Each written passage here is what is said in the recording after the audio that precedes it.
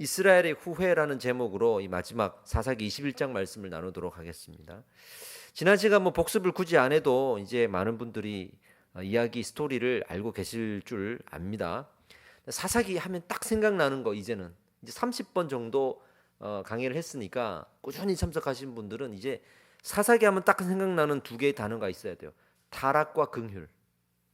아, 이렇게 타락할 수 있고 이렇게까지 또 긍휼을 베푸시는구나 라고 하는 정반대되는 개념의 두 단어, 타락과 긍휼이라는 단어를 우리가 깊이 묵상하고 또 바로바로 떠올릴 수 있어야 하는 거예요.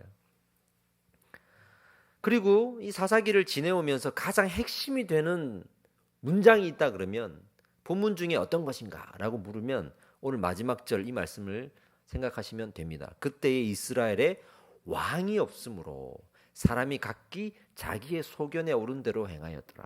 그래서 자기의 소견대로 각자가 생각하는 인간의 생각으로 우리가 인생을 살았을 때 어떤 신앙의 오류를 범할 수 있는가에 대해서 아주 신랄한 비판과 고발을 한 내용들이 이제 사사기였다는 거죠. 그렇게 따지면 사사기는 왕이 없는 시대, 왕이 없어서 타락한 시대라고 볼 수 있고요. 그 다음에 룻기는 그 왕을 준비하는 시대, 그리고 나아가서 사무엘서로 들어가면 이번 주일부터 시작되는데 왕이 세워지는 시대. 사실은 이 구약의 이 사사기 그리고 룻기, 사무엘서 요 라인은 다 결국에는 왕이 있고 없고의 문제이고 왕이 있더라도 어떤 왕이냐에 대한 문제, 전부 다 왕들에 관련된 이야기들이에요. 왜 그럴까요? 왜 그럴까요? 하나님이 이스라엘을 택하시고 한 개인과 부족과 그죠? 공동체를 넘어서 이스라엘의 나라를 세워 가시는 이야기이기 때문에 그 나라를 하나님 나라의 모형으로 삼으신 거고, 지금 마치 하나님의 나라의 모형을 교회로 삼으셨듯이 그 모형으로 삼어 가시는 과정의 이야기이기 때문에 왕이 아주 중요한 역할을 하게 되는 거죠. 자, 그리고 다시 사사기로 돌아와서 그 왕이 얼마나 중요한 역할을 하는지 우리 사사기를 요약하면 딱 나와요. 어떻게 요약하냐 그러면 사사기 처음과 끝을 보잔 말이죠. 자, 사사기 1장 1절로 한번 가보세요. 어떻게 우리 사사기를 시작했었는지를 봅시다. 사사기 1장 1절입니다. 자, 찾았으니까 한번 읽어봅시다. 시작. 여호수아가 죽은 후에 이스라엘 자손이 여호와께 여쭈어 이르되 우리 가운데 누가 먼저 올라가서 가나안 족속과 싸우리까. 그러니까 지금 여호수아가 죽었어요. 그러니까 이제는 왕의 역할을 감당했던 탑 리더가 죽었단 말이죠. 그 후에 이스라엘 자손이 반응이 이제 전쟁을 해야 되는데 누가 올라가냐? 누가 올라가서 싸워야 합니까? 라고 물어보는 장면이 나와요. 그러니까 왕의 역할을 누가 해야 됩니까? 라고 물어보는 장면으로 시작하죠. 어떻게 보면 자기의 어떤 결단, 이제 우리가 한번 해보겠습니다라고 하는, 여호수아가 없으니까 우리가 해야죠라고 하는 인간의 의지와 결단이 보이죠. 그 다음에 마지막 절로 갑시다. 21장 25절. 오늘 본문 말씀 한번 더 읽어봅시다. 그때에 이스라엘에 왕이 없으므로 사람이 각기 자기의 소견에 오른 대로 행하였더라. 지금 어떤 일이 벌어졌냐면 처음 시작은 스스로 할 수 있습니다. 우리 한번 올라갑시다. 여호수아가 없어도 우리가 올라가겠습니다. 우리 한번 해볼게요 라고 하는 인간 스스로의 결단으로 시작했다가 마지막 절에 가서는 그 인간 스스로의 결단이 얼마나 큰 문제가 되었는가. 스스로 그렇게 올라가고자 하나님 앞에 우리 할 수 있습니다 라고 결단하고 물어봤던 그 질문에 대해서 곧 결과로는 철저하게 무너져서 자기들 소견대로, 자기들이 옳다고 생각하는 대로 행하였을 뿐이다 라는 성경의 분석을 성경이 분석하면서 이 이야기가 끝난단 말이죠. 결국에는 믿음의 근원이 어디에 있는가? 이 문제입니다. 믿음의 근원이 하나님께 있는가? 사람에게 있는가? 이 문제예요. 여기서 우리가 지금 이야기하고 있는 이 왕의 역할은 하나님의 뜻을 분별하고 하나님이 다스리는 나라로 만들어 가는 왕인가, 아니면 인간의 뜻대로 다스려 가는 왕인가의 차이겠죠. 그죠? 그 싸움입니다, 지금. 그래서 이스라엘이 마지막 베냐민 지파와 전쟁을 하는 장면이 나오잖아요. 그때로 이제 돌아가서 이 문제를 다시 얘기해야 됩니다. 베냐민 지파와 전쟁을 하면서 이제 지난 시간에 이스라엘 나머지 지파가 이겼어요. 어떻게 이겼냐면 2번은 졌지만 마지막 1번 이겨서 정말 도망가는 사람들 다 붙들고 죽여버렸어요. 남은 사람이 몇 명 안 될 정도로 남자와 여자와 아이들까지 다 죽여버렸다고. 그러니까 이제는 한 지파가 멸절당하는 위기에 처한 거죠. 살아남은 사람들이 있지만 많지 않단 말이죠. 심지어는 그 지파가 소생할 수 있는 가능성까지 희박해졌어요. 이 무슨 말인가 하면 그래도 남아있는 사람들이 남자와 여자가 좀 있어서 서로 결혼하고 자식을 놓고 하면 소생할 수 있잖아요. 그런데 남자들을 거의 다 죽여버렸고 여자들도 같이 죽여버렸으니까 거기에 있는 남자들이 결혼할 여자조차 이제는 없는 상황이 되는 거예요. 그나마 조금밖에 안 남았는데 그나마 여자들조차 없으니까 이런 문제들이 벌어졌습니다. 그때 이스라엘이 이 베냐민 지파를 치기 전에 3가지의 맹세를 하고 쳐요. 그 맹세를 지금 다시 끄집어냅니다. 그 맹세 3가지가 뭐냐면, 첫 번째, 우리가 저 베냐민 지파와 전쟁할 때 전쟁에서 승리하고 저들을 다 죽이기 전까지는 우리가 돌아오지 않겠다라고 하는 결단, 맹세. 2번째는 베냐민 지파가 소생하지 못하도록 이제 우리 다른 지파가 그 지파 사람들과 결혼을 금지하겠다.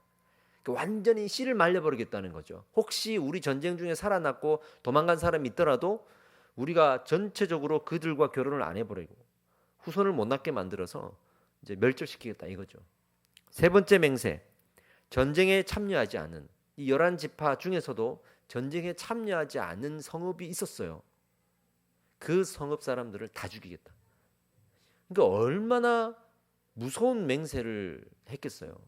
그러니까 서로가 만약에 성도와 성도 간에 싸움이 났다 그래도 싸울 때 싸우더라도 다시 중재할 때 회복할 수 있는 가능성은 냅두고 싸워야 되는 거잖아요. 근데 나는 저 사람을 끝까지 죽이고야 말 거야. 이 결단하는 거야. 나는 저 사람을 죽이고 말 거야. 그리고 저 사람이 다시는 일어나지 못하도록 내가 짓밟아 줄 거야 라고 생각한다면 이 싸움은 큰 싸움이에요. 그러니까 일어나서는 안 되는 싸움이 벌어진 거예요. 이 3가지 결단을 이스라엘이 하고 베냐민과 전쟁에 나갔던 거예요. 근데 이 맹세의 결과들이 어떻는가를 보여주는데, 사실은 이 3가지 맹세가 의미하는 게 뭐냐면 결국에는 이스라엘이 자기들 소견대로 지금 이렇게 하고 있다는 걸 나타내주는 증거물들이에요. 이 3가지 맹세가 하나님의 뜻대로 했으면 이 3가지 맹세가 있을 수가 없는데, 이 자기 소견대로 옳다고 행하는 대로 했던 이 이스라엘의 모습이 이 3가지 맹세에 다 담겨 있는 거예요. 이게 그걸 지금 부각시키고자 마지막 장에서 이 3가지 맹세를 다시 드러내는 거예요. 첫 번째 맹세가 뭐였죠? 승리하고 다 죽이기 전에는 우리가 돌아오지 않겠다. 그래서 실제로 12지파 중에 이제 한 지파, 베냐민 지파가 이제 도려내어집니다. 팔 하나가 떨어져 나가는 거죠. 이제 타락한 지파니까 도려내도 된다라고 스스로들이 판결을 내리고 그 전쟁을 행한 겁니다. 절대 우리는 후회하지 않아. 다 죽여버릴 거야. 그리고 베냐민을 도려낸 거예요. 결국에는 진짜 그렇게 됐어요. 2번째 맹세의 결과, 2번째 맹세가 뭐냐면 혹시나 살아남은 사람이 있더라도 우리가 그들과 결혼을 하지 않게 금지해서 자녀를 못 낳게 하겠다 이거죠. 사실상 대부분의 여자들은 다 죽은 걸로 봐야 되고 도망간 남자들만 좀 있는 걸로 생각할 수밖에 없는 상황이었어요. 결혼할 여자들이 없는 거죠. 자식을 놓을 수가 없고 이 민족은 소생할 수가 없는 거죠. 그렇게 됐어요. 결과적으로. 근데 중요한 거는 이 이스라엘이 베냐민 지파를 도려내고 나서 이걸 누굴 탓을 하냐면 하나님 탓을 해요. 막상 도려내어지고 죽이고 나니까 좀 후회감이 몰려오거든요. 그래도 우리 민족인데 원래 우리 화낼 때 그렇잖아요. 분노가 막 치밀어 왔을 때는 내가 막 다 죽여버릴 거야. 그러고 막 화를 낼 거 다 내고 욱할 거 다 욱하고. 근데 나중에 이 욱하는 화가 난 감정이 식으면 괜히 미안하잖아. 그죠? 이 부부 싸움을 할 때도, 성도 간의 싸움을 할 때도, 사회에서 우리가 분노를 할 때 똑같아. 화가 났을 때는 화를 내는데, 그래서 시원한데, 이상하게 감정이 식으면 미안해지는 거야. 내가 너무했나. 내가 좀 참을 걸 이러잖아요. 그러니까 이스라엘이 이 베냐민 지파를 딱 도려내고 살육을 하고 피를 내고 자기들 원하는 만큼 멸절을 시켰어요, 지금. 그러니까 이제 와서 이거 큰일 난다 생각이 드는 거야, 이게. 그러면서 하나님 탓을 해. 하나님이 우리 보고 치라면서요. 하나님이 우리에게 치라고 하지 않았습니까? 이렇게 탓을 하는 거죠. 그리고 정신 못 차리고 자기들이 또 해결해 보겠다고 이제 왕을 세우는데 그 왕이 바로 사울이었죠. 결국에는 그 사울도 문제가 되는 거죠. 세 번째 맹세가 뭐였죠? 전쟁에 참여하지 않은 자기 아군 지파. 이 아군 지파 중에 전쟁에 사람을 보내지 않은 성읍이 있으면 그 사람들도 다 죽여버리겠다. 마치 어떤 제가 왕 같은 사람이라면 나는 저 사람이 싫어. 전부 다 저 사람을 미워해.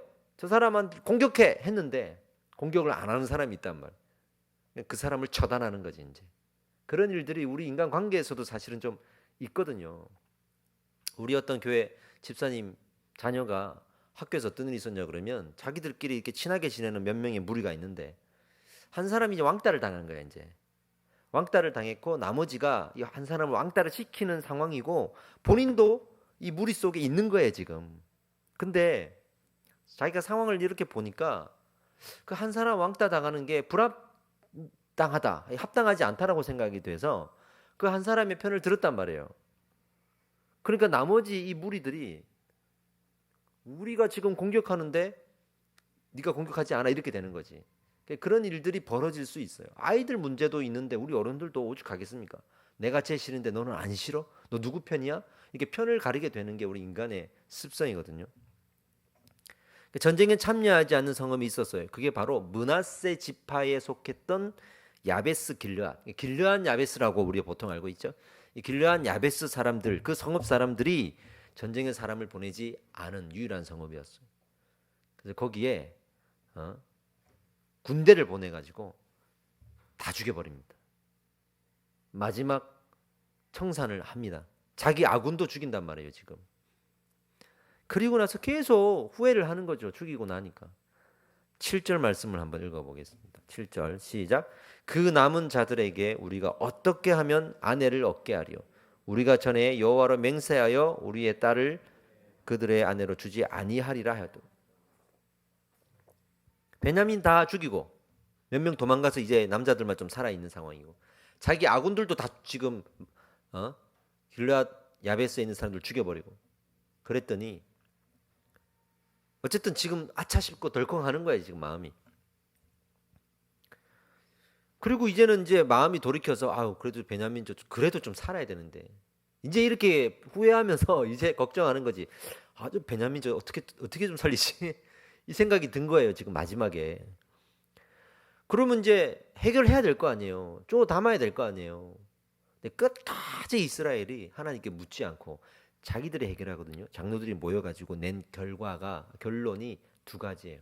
기가 막힌 결론을 내립니다. 첫 번째, 아까 길르앗 야베스 아군을 찾다 그랬잖아요. 남자들만 찾단 말이에요. 그 여자들이 있을 거 아니야. 거기서 처녀 400명을 데리고 와서 베냐민 지파 남자들한테 보내는 거야. 강제적으로. 이런 일을 자행했어요. 근데 그 400명 가지고는 안 됐나 봐. 여자들이 더 필요했던 것 같아. 그래가지고 이번에는 또 아군 중에 실로에서, 즉 성전이 있던 곳이죠. 실로에서 축제가 있었는데 거기에서 이제 춤을 추면서 축제에 참여했던 여인들 200명을 납치를 합니다. 납치를 해가지고 그 여인들도 베냐민 지파에 보내는 거예요. 총 600명을 보내요 여자들. 지금 무슨 우리 예전에 중국에서 쳐들어와가지고 당나라가 여자들 잡아가고 했던 그런 장면들이 생각이 나지 않습니까? 근데 지금 이거 어떤 이방 국가도 아니고 자기 민족들끼리 이루고 있는 거예요. 그래서 600명을 보냅니다. 그리고 그 마지막에 200명 납치했을 때 그 부모가 가만히 있겠어요? 형제들이 찾아와가지고 묻잖아요. 왜냐하면 이들이 어떻게 항변을 했냐 그러면, 아니 저 베냐민 지파 사람들과 결혼을 하지 말라면서요. 결혼 금지령을 내렸지 않았느냐. 그런데 여기에 있는 우리 딸들은 어떻게든 거기 좀 끌려가가지고 그들과 결혼했는데 그러면 죄를 짓는 거 아니냐 이거죠. 그러니까 이 장로들이 뭐라 그러냐면, 스스로 간 것이 아니기 때문에 괜찮다. 우리가 강제로 보낸 것이고 스스로 보내지 않았기 때문에 괜찮다. 자기들이 정한 법을 자기들이 어긴 것은 괜찮다 이거죠. 이런 식으로 이 문제를 해결합니다. 기가 막히죠. 정말 기가 막히죠 이게. 그들의 맹세가 불러온 참극이 그렇게 결론으로 난다 이거죠. 문제를 해결하려고 했지만 해결하려고 하면 할수록 문제가 더 커지고 다른 문제가 더 발생하는 소용돌이 속에 들어가는 거죠. 이게 사사기의 문제예요. 본질적인 문제예요. 하나님을 의지하지 않는 우리의 인간의 생각과 지혜는 한계가 있고 결코 이 문제를 해결하기보다는 문제를 더 큰 문제로 만드는 우를 범할 수밖에 없는, 이게 하나님이 말씀하시고자 하는 하나님의 크심과 인간의 죄악이에요. 그걸 말하고자 하는 거예요. 신약 시대에도 이런 맹세들이 좀 유행했었습니다. 신약 시대까지도. 대표적으로 헤롯이 있죠. 헤롯이 무슨 맹세를 하냐면 자기 의붓딸한테 이런 맹세를 합니다. 너무 이쁘니까, 다 주고 싶으니까 내가 세상의 절반이라도 너에게 줄 테니 원하는 걸 말해라. 그랬더니 그 의붓딸이 뭐라 그러죠? 세례 요한의 목을 달라. 자기가 맹세를 해버렸으니 지켜야 되는 거 아니에요. 구약 때부터 맹세한 것은 반드시 지켜야 된다라고 하는 법이 있었어요. 그래가지고 세례 요한의 목을 실제로 쳐서 소반에 담아, 미니 상 같은 그런 거예요. 이게 소반에 담아서 그 딸에게 줬잖아요.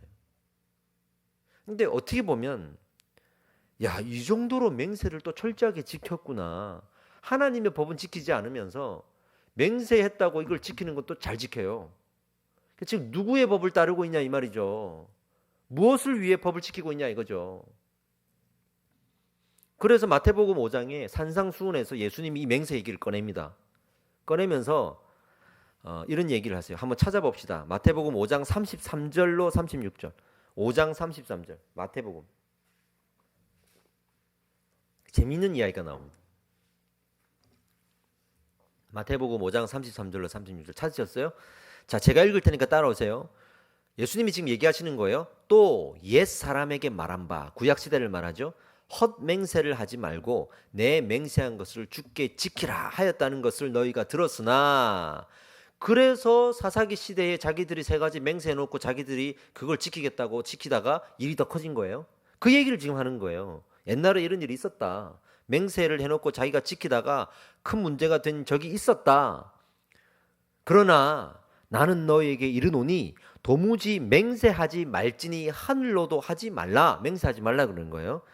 이는 하나님의 보좌이며 땅으로도 하지 말라. 이는 하나님의 발등상이며 예루살렘으로도 하지 말라. 이는 큰 임금의 성이며 내 머리로도 하지 말라. 이는 내가 한 터럭도 희고 검게 할 수 없습니다. 맹세하지 말라는 거야. 왜 맹세하느냐? 여기서 말하는 그 맹세가 뭐길래 왜 이렇게까지 맹세 민감하냐 이거죠. 이 말하는 맹세는 하나님께 묻지 않고 하나님의 뜻인 줄도 모르고 분별하지도 못하면서 나는 반드시 이렇게 하고야 말 거야 라고 하는 자기 결단을 말하는 거예요. 그러니까 이스라엘 사람들이 하나님께 묻지 않고 베냐민을 치라고 한 것이 하나님의 뜻이 아닌데 하나님의 뜻이라고 우겨가면서 그걸 쳤단 말이에요.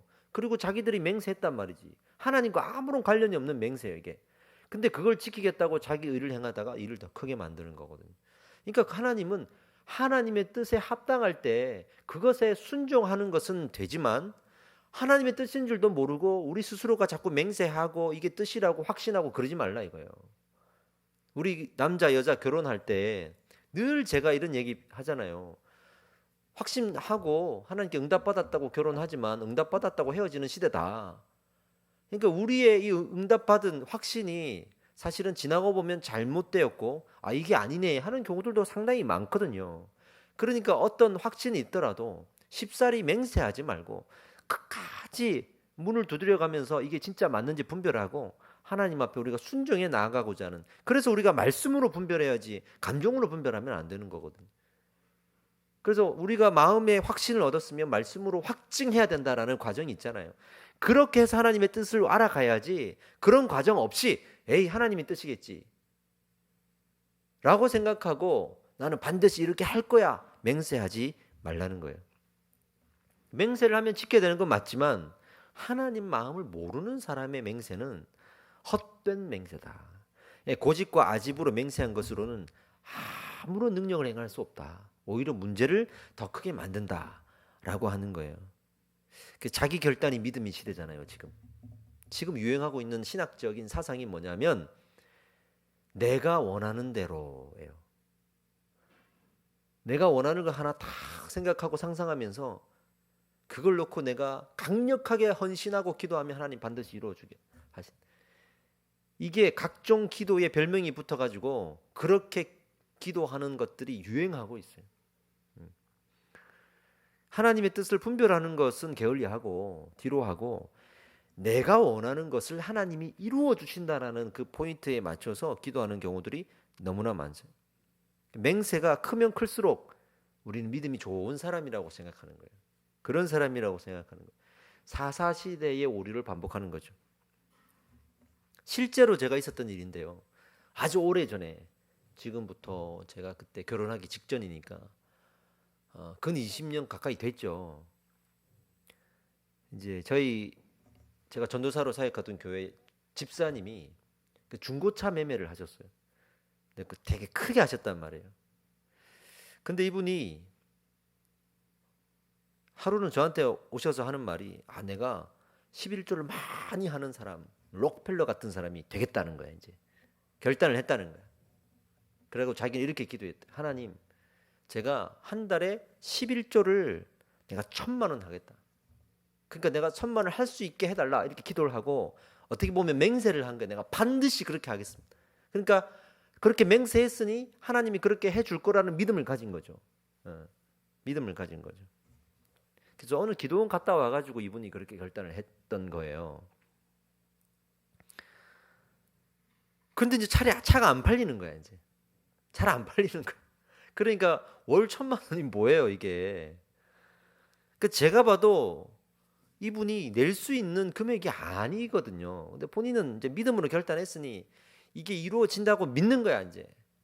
그리고 맹세를 했으니 하나님 앞에 반드시 해야 되는 거야. 집을 팔아서라도 해야 되는 거야 이게. 근데 안 되는 거야 이게. 그 나중에 이제 저를 이제 태우고 제가 어디 같이 가는 길에 이분이 막 수심이 가득한 얼굴로 저한테 심각하게 말씀하십니다. 전도사님, 이 자기 결단을 반드시 자기 약속을 이뤄내겠다 이거야. 근데 안 된다 이거야. 그래가지고 차를 팔기 위해서 이분이 불법을 저지른 거야. 정말 하지 말아야 될 불법과 편법을 저질러서 말도 안 되는 거짓말을 하고 속여서 사람들에게 차를 판 거예요. 이게 계속 판 거예요 이거. 그래도 그게 안 맞춰지는 거니까. 해도 안 돼가지고 이게 문제가 더 커지고 막 고소가 들어오고 막 이제 그래서 더 이상 이 장사를 하기가 어려운 상황까지 가버린 거예요. 근데 이제 말을 못 하는 거지. 내가 믿음 없는 사람이 됐으니까 부끄러운 거지. 나한테 슬쩍 얘기하는 거예요. 이거 어떡하냐고. 이거 다 불법이었다고 이러면서 막 너무 마음 아파하시더라고. 그 사건을 지금 제가 기억을 했어요. 이런 일이 참 교회 안에 많겠다. 우리가 하나님을 위한다는 명목으로 어떤 결단을 했을 때 우리는 그것을 우리의 믿음의 근거로 삼으려고 하겠구나라는 생각을 많이 했어요. 하나님의 뜻을 묻는 과정 없이 우리가 하나님을 위한다는 명목만을 가지고 결단하는 일들이 너무 많겠구나. 근데 사실 그게 쉽거든요. 하나님의 뜻을 물어보고 하나님의 뜻대로 내가 뭘 하려고 하면 어려워요. 이게 복잡하고 민감하고 긴가민가하고. 근데 명분만 세우고 일하는 건 쉽거든. 그죠? 그렇잖아요. 저도 이제 그 직장 생활을 해봤으니까 어디 이제 직장 생활을 할 때 직장 상사의 어떤 뜻을 알아야 될 거 아니에요. 그죠? 근데 어떤 사람은 그래서 계속 물어보는 거야. 이거 어떻게 됩니까? 저거 해야 됩니까? 뭐 물어보는 거야. 근데 그러면 또 된다, 안 된다, 이래야 된다, 저래야 된다. 싫거든. 그러니까 이제 꾀를 뿌려가지고 아, 저분 이러면 좋아할 거야 생각하고 이제 하는데 물어보지도 않는 거야.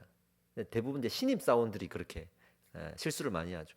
그리고 저분이 분명히 좋아할 거야라고 딱 하면 실수야. 야단 맞으면 그때서 뭐라 그러냐면 아, 이게 회사를 위해서 나는 그랬다. 회사를 위한다고 나는 그랬는데 이게 손실이 나고 이제 마이너스가 나고 이제 이랬다. 이렇게 얘기하는 경우들을 많이 봤어요. 저도 이제 목사님들 많이 섬겨봤잖아요. 저는 무서운 분들 진짜 나이가 연세가 많은 분들을 많이 섬겼단 말이에요. 그런 분들은 어떤 분들은 좀 느긋이 저를 대해 주시는 분도 있지만 대부분은 진짜 뭐 하나만 탁 어긋나면 야단을 치시거든요, 사실은. 그러니까 물어볼 수밖에 없는 거지. 근데 그러면 그분과 계속 만나야 되잖아. 만나고 얘기하고 이래라 저래라 간섭을 받아야 되니까 싫은 거야, 이제. 그러니까 나중에는 그냥 해놓고 무조건 나는 결과만 내면 돼. 그러면 아무 말 안 하시니까 내가 해놓고 결과가 안 나면 말을 하지. 또 실제로 결과를 내면 아무 말 안 하거든. 그러니까 나는 저질러 놓고 결과를 내야 되는 거야. 근데 안 날 때가 있잖아요. 안 될 때가 있잖아요. 그럼 어떡해요? 성도들을 좀 하셔야 됩니다. 이거 안 하면 나 혼난다. 하셔야 된다. 그래가지고 제가 이렇게 부교육자로 있을 때 그런 얘기 자주 했었어요. 성도님 찾아가고 집사님 이거 해주세요. 아유, 전 안 된다고. 해주세요. 저 혼나요. 집사님 안 하시면 내가 목사님께 혼난다. 왜 내가 저질러 놨거든. 그럴 때도 종종 있었다 이 말이에요. 근데 그렇게 일하는 게 편해 보이는 거야 이제. 마치 이게 소돔과 고모라를 보듯이 눈에 보이는 그 걸로만 따지면 편해 보이는 거야. 이런 우를 범할 때가 많죠. 이스라엘의 이런 맹세, 편하게 자기들이 하나님에 대한 명목만을 가지고 쉽게 맹세해 버리는 이 맹세. 근데 성경은 이것을 어떻게 분석하냐 그러면 왕이 없어서 그렇다. 왕이 없어서 그렇다. 왜? 왕이 어떤 역할을 하냐면요. 중요한 역할입니다. 사람들이 거짓 맹세를 하거나 헛된 맹세를 했을 때 그것을 취소시킬 수 있는 유일한 법적 권능자가 바로 왕이에요. 왕이 나 이거 취소할래? 그럼 취소하는 거예요. 그 당시에는 왕밖에 없었어요. 그러니 왕이 없으므로 이게 헛된 맹세를 해놓고도 취소할 수가 없는 거야 이게. 그래서 하나님께서 이렇게 계속 말씀하죠. 너네가 왕이 없으므로. 왕이 없으므로. 여러분 우리 신앙의 멘토가 누구입니까? 하나님의 말씀입니까? 진지하게 살펴보세요. 우리 멘토가 누구냐? 아침마다 신문에 나오는 뭐 운세, 기도 좀 한다는 사람들의 예언, 자기의 어떤 삶의 어떤 경험들, 수많은 자기 멘토들의 거리들이 있을 텐데 정말 우리는 무릎을 꿇고 하나님의 말씀이 내 삶에 어떻게 적용되어서 지금 내가 결정하고 기준을 삼아야 될 이 문제에 대해서 어떻게 하나님의 뜻대로 결정해 내야 되는지에 대한 이 진지한 질문 속에 뜻을 분별하는 시간을 가져야 됩니다. 그게 우리가 말씀을 보고 기도해야 된다는 이유가 되는 거죠. 이제 사사기가 이렇게 끝납니다. 이스라엘의 헛된 맹세의 결과를 말하고 왕이 없었기 때문에 사람들이 각자 자기의 소견대로 행할 수밖에 없었다라고 분석합니다. 그리고 이제 룻기를 지나서 사무엘로 연결이 되는데 그러면 앞으로 이야기가 어떤 이야기로 전개될까요? 하나님의 뜻을 구하는 사람을 드러내시겠죠. 그죠? 그 어려운 과정을 그래도 지키겠다고 하나님 앞에 나아가서 하나님 어떻게 됩니까? 라고 묻는 그 과정을 보이는 사람, 그 과정을 붙드는 사람을 드러내겠죠. 그게 바로 다윗이에요. 그게 바로 다윗이라고. 그래서 룻기를 지나서 이제 사무엘서로 갑니다. 사무엘서 처음에 어떤 이야기로 시작됩니까? 한나가 등장해요. 이 주일날 이제 한나의 기도에 대해서 배울 겁니다. 한나의 기도를 배울 겁니다. 한나의 기도가 사무엘서 처음에 나와요. 왜 한나의 기도가 처음에 나왔을까요? 그냥 사무엘을 어떻게 준비하셨는지 보이기 위해서 이거 너무 단순한 해석이고 결국에 아들을 낳아서 사무엘을 낳았는데 자기가 맹세한 대로 봤죠? 한나가 무슨 맹세했죠? 아들을 낳으면 하나님께 드리겠습니다. 드리겠습니다. 그런데 사사기 시대도 맹세가 나오고 사무엘 첫 번째 장면에서도 맹세가 나오는데 달라요. 맹세가 다르다고. 자, 사무엘 상으로 갑시다. 1장 18절에서 20절까지 한번 봅시다. 사무엘상 1장 18절로 20절. 자, 제가 읽어볼게요. 따라오세요. 이르되 당신의 여종이 당신께 은혜를 입기 원하나이다 하고 가서 먹고 얼굴에 다시는 근심빛이 없더라. 누가요? 한나가 기도하고 가서 근심빛이 없었대요. 그들이 아침에 일어나 여호와 앞에 경배하고 돌아가 라마의 자기 집에 이르르니라. 엘가나가 그의 아내 한나와 동침함에 여호와께서 그를 생각한지라. 한나가 임신하고 때가 이르매 아들을 낳아 사무엘이라 이름하였으니 이는 내가 여호와께 그를 구하였담이더라. 이렇게 돼 있죠. 하나님의 뜻을 구하고 맹세하는 데는요, 딱 두 가지의 종류가 있습니다. 하나는 하나님이 원하셔서 허락하시는 게 있어요. 근데 또 하나는 인간이 원해서 허락은 해주시는데 이게 허락이 아닌 거야. 허락이 아니고 불허하시는데 우리에게는 허락으로 보여질 때가 있어요. 이거 조심해야 됩니다. 이게 언제냐 그러면 보세요. 이스라엘 사람들이 베냐민 칠 때 하나님께 물었다고 분명히 성경에는. 하나님 어떻게 해야 됩니까? 하나님 가서 치라 했단 말이에요. 근데 하나님은 나중에 나는 허락한 게 아니야 이런 식의 말씀을 하신단 말이죠. 이게 뭐냐 그러면 허락이 아니고 니네 마음대로 해라는 거예요. 니네 마음대로. 하나님의 내어버려 두심이에요. 내어버려 두심이에요. 왜냐하면 그 고집을 너무 알고 계셔서 말려도 안 된다.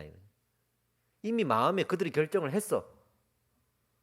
하나님, 네 마음대로 해라 이거예요. 네 마음대로 해라.